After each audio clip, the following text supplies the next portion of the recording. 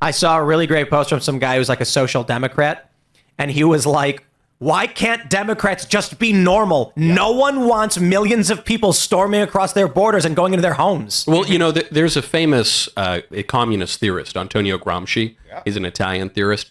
And in the prison notebooks, which is his great work that was translated actually by Pete Buttigieg's dad, Joseph Buttigieg. Yeah. So they're all, and Kamala is the daughter of a Marxist. So you're seeing them seep into the government. But Gramsci made a great point, which is that no revolution can succeed if the revolutionaries lose the common sense. Yep. Yeah. You need to, if you don't have the common sense, the common people aren't going to want your cockamamie theories. And that's exactly what happened in 24. Yeah, I think this STEM strategist is on point, but she's not addressing the elephant in the room, and that the older, more moderate Democrats are beholden to the youth of the party that is far left. The youth of the party does believe in gender changes. They do believe in these pronouns. They do believe in Latinx and all these extreme things that she's talking about. But that's where the power and excitement from the Democrat Party is coming from, and that's why they cannot abandon them. Well, the other problem is the logic of the so-called moderate Democrats inevitably leads to the radical Democrats. So if the moderate Democrats say feminism's great,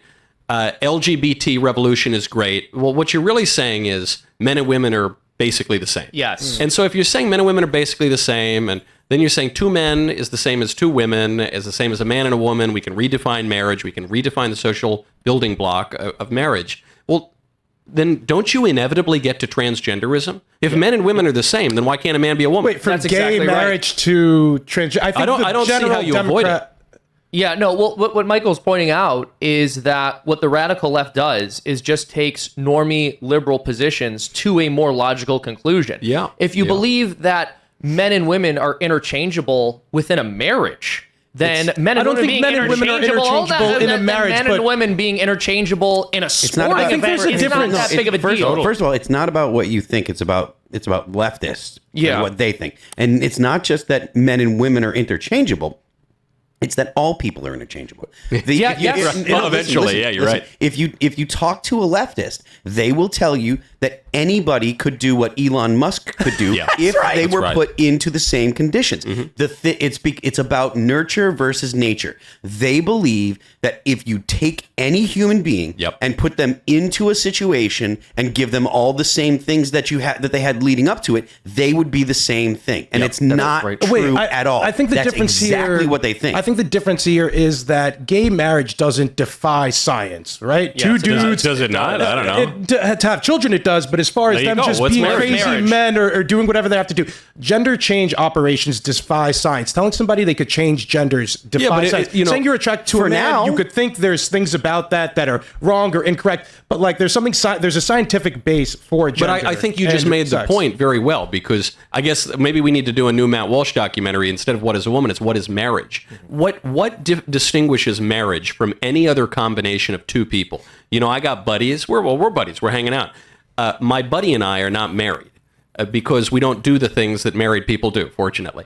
And there's an Adam Sandler movie about this. I'm not getting into it. Really? Well, no, but it's like a scientific question. It's a philosophical question, but like just on a scientific basis, sodomy and sex are two different things. They're different things. But it's gays can have sex, and there's no scientific question here. They can have sex but I think women. there is a question whether or not a man can become a woman. You could question, what is marriage? It's supposed to be a religious institution. And no, I'm not even saying that. I'm just saying at a very natural, basic level. It would seem to me, and I'm just off the top of my head here, that marriage is a union between a man and a woman for the religious union, though. Well, I'm not even saying that. I'm just saying it's a union between a man and a woman for the purpose of begetting and educating children, and as a secondary matter for the mutual support of the spouses. That's what defines what marriage is. Just like the Leftist Tears tumbler exists to give me delicious leftist tears and sometimes spindrift, just like the cigar exists to give me tasty, delicious Mayflower smoke, so too marriage exists for a purpose. And so if you get two fellas together, or two ladies, or three dudes and a billy goat, they're in some kind of union. I'm not denying that, but it's different. But I do get what Alad is saying, because remove the word marriage from it and say a legal apparatus has been created for tax purposes and legal rights in hospitals and things for people who are together as partners, whatever you want to call it. Going to someone and saying, we're gonna telling a child especially, you can be the opposite gender, is not possible in any way. What they could say is, we can give you a surgery so that you can be a facsimile or representation similar to a female, but you will never be female. But isn't that's the same thing as gay marriage? Is it's a facsimile or a kind of parody that seems similar to marriage, but it's not. So the issue is telling people that they like arguing marriage. I get what you're saying, but I understand what the point he's trying to make is that there's no irreversible surgery involved to a child. It's like if two guys are living in a room, we can argue the definition and say this is not right. Well, and this is a great point, really, which is like, if we're all agreeing that broadly as a matter of logic, that's true and there's a fair analogy here, but it doesn't strike people the same way. And I think this is what happened in 2024. Right. People don't really, two guys want to do a will and grace thing, whatever. That doesn't affect them. They don't think about it. But you see a little kid being castrated, being put on cross-sex hormones, being brainwashed by his public school teacher who's a far leftist. You just think at a gut level that is so repulsive that you are going to vote against anybody who promotes that. Mm-hmm. Electorally speaking, too, gay marriage, I don't think is what she was alluding to. I think she was talking about the trans stuff and going a little bit farther. In the Republican Party, we have a large amount of LGBTQ, or I don't know about the TQ, but at least the LGBT. Bruce Jenner, and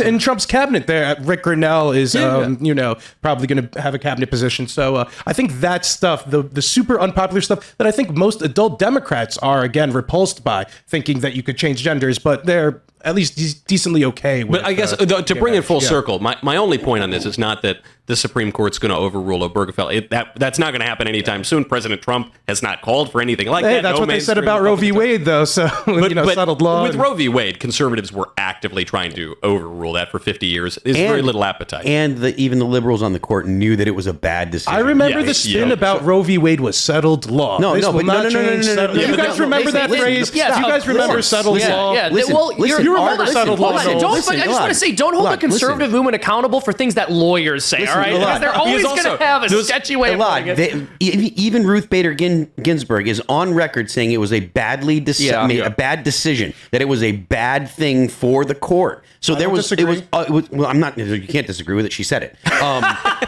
Thanks for checking out this clip from Timcast IRL. Make sure to watch the show live Monday through Friday at 8 p.m. Subscribe to this channel, and we will see you all there.